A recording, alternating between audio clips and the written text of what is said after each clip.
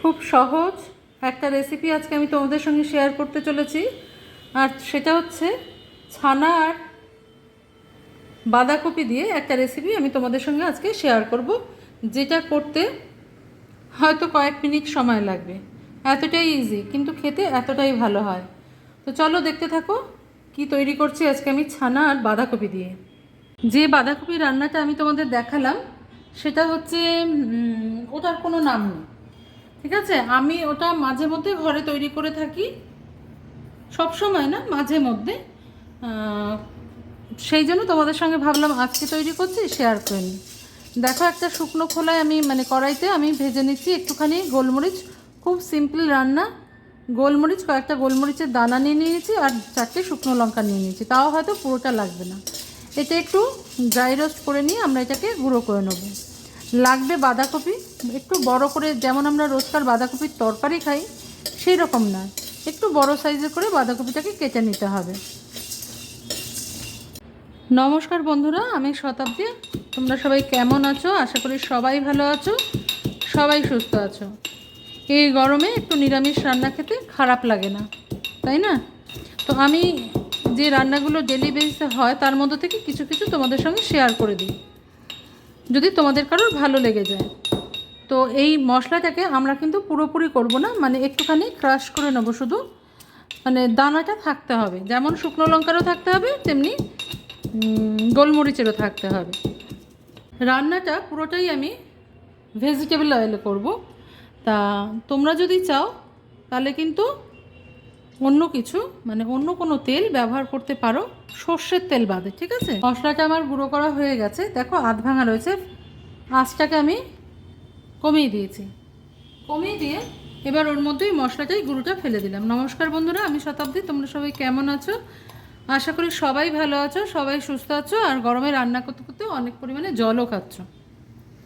তো দেখো, যেই লাল মরিচটা দিয়েছি এর মধ্যে, যেই গোলমরিচ আর লাল লঙ্কাটা এরকম আধ ভাঙা অবস্থায় থেকে একটা সুন্দর গন্ধ ছাড়তে শুরু করে দিয়েছে অলরেডি। ব্যাপারটা সম্পূর্ণ নিরামিষ, এটা মনে রাখবে। আমি নিয়ে নিয়েছি বাঁধাকপি, বেশ কিছুটা পরিমাণ কেটে ধুয়ে পরিষ্কার করে। এবার বাঁধাকপিটা দেখো এইরকমভাবে কেটে নিয়েছি, একটু বড় বড় সাইজে দিয়ে দিলাম বাঁধাকপিটা।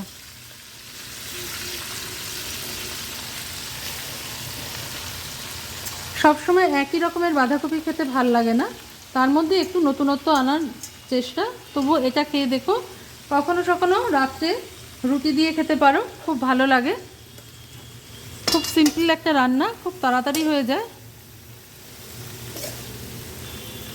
তবে হ্যাঁ, বাঁধাকপিটাকে বেশি রান্না করে ফেললে চলবে না, এর মধ্যে একটা কচকচে ভাব বজায় রাখতে হবে। আমি এই মশলাটা দিয়ে বাঁধাকপিটাকে প্রথমে নেড়ে নেব।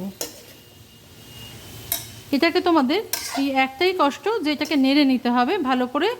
যে তেলটা আমরা তৈরি করে নিলাম গোলমরিচ আর শুকনো লঙ্কা, সেটা যেন সারা গায়ে মেখে যায়। এটাও সম্পূর্ণ নিরামিষ একটা রান্না, তোমরা যা কিছু দিয়ে খেতে পারো। এটা কিন্তু ঢাকা দিয়ে রান্না করলে চলবে না, এটা কিন্তু হাই ফ্লেমে রান্না করে যেতে হবে, যাতে বাঁধাকপিটার মধ্যে একটু স্মোকি স্মেল আসে।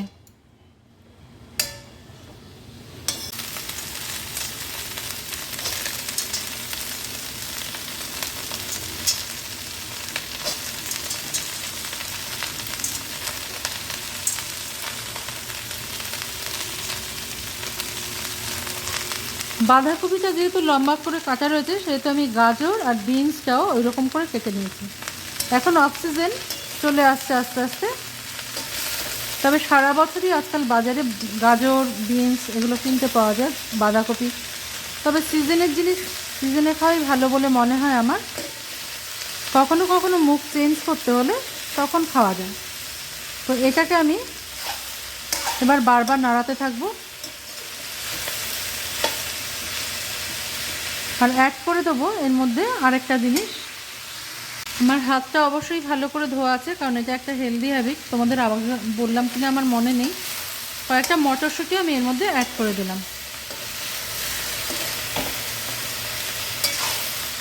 এখানে মশলা বলতে কিচ্ছু পড়বে না, শুধু এইটুকু জিনিসই। আর একটু নুন আমরা অ্যাড করব। ঝালেরও প্রয়োজন হবে না। যদি কারোর প্রয়োজন হয় সেক্ষেত্রে সে একটুখানি লাল মরিচ লঙ্কার গুঁড়ো দিতে পারো, কিন্তু এটা না ওরম লাল লাল দেখতে হয়ে গেলে ভাল লাগবে না। তো এটাকে আমি ভালো করে নাড়াচাড়া করে ভাজা ভাজা করে নেবো একটু। 5 মিনিট নাড়াচাড়া করে আমি এর মধ্যে একটু পরিমাণ মতন নুন অ্যাড করে দিলাম।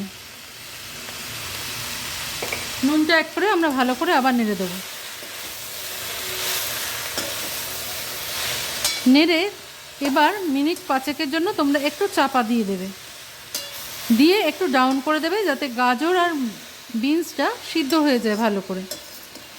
অথবা তোমরা আগে একটা কাজ করতে পারো, দুটোকে আগে এমনি সিদ্ধ করে নিতে পারো। অল্প সিদ্ধ করে ভাপিয়ে রাখলে রান্নাটা অনেক জলদি জলদি হয়ে যায়। তো আমি এটা চাপা দিয়ে দিলাম 5 মিনিটের। চলে আসলাম 10 মিনিট বাদে। এবার আমরা কী করবো, গ্যাসের ফ্লেমটাকে হাইতে করে দেবো, কারণ আমরা এরকম জল জলে জিনিসটা তো চাই না, চাই শুকনো।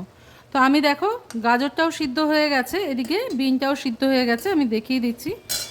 কিছুক্ষণ রাখলে এগুলো সিদ্ধ হয়ে যায়, ঠিক আছে। এবার আমি আঁচটাকে বাড়িয়ে দিলাম।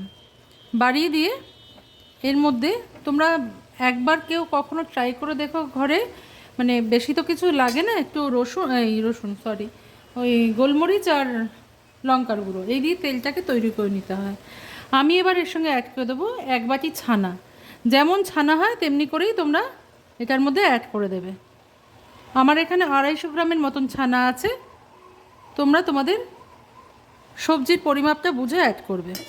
এবার আমি এটাকে দিয়ে আর আমি ঢাকা দেবো না, এবার এটাকে দিয়ে একটু নাড়িয়ে নেব। অসম্ভব সুন্দর হয় খেতে, একবার কখনো খেয়ে দেখো। আর যদি চাও এই সময় তোমরা একটু নুনটা চেক করে নিও। এর মধ্যে মিষ্টি দিতে লাগে না, ভালো লাগে না এর মধ্যে মিষ্টি দিলে, এই একটা ব্যাপারে আমি মিষ্টি দিই না। আচ্ছা, এর জলটা শুকিয়ে যাবে, ফ্লেমটাকে হাইতে রাখতে হবে, তাহলেই আমাদের সবজিটা তৈরি হয়ে যাবে। এবার আমি বলছি, তোমরা যদি এর মধ্যে কেউ লঙ্কা, কাঁচা লঙ্কা অ্যাড করতে চাও করতে পারো, অসুবিধা নেই। আর শুকনো লঙ্কার গুঁড়ো ব্যবহার করো না, রঙটা নষ্ট হয়ে যাবে, তাহলে লালচে লালচে হয়ে যাবে। যদিও এটা একটু চাপা দেওয়ার ফলে একটু হলদেটে রঙ ধরেছে, বাট এইরকমই খেতে হবে। চলো পরের দিন দেখা হচ্ছে অন্য কোনো রেসিপি নিয়ে তোমাদের সঙ্গে। সবাই ভালো থেকো, সুস্থ থেকো, গরমে অনেক বেশি বেশি করে জল খেও।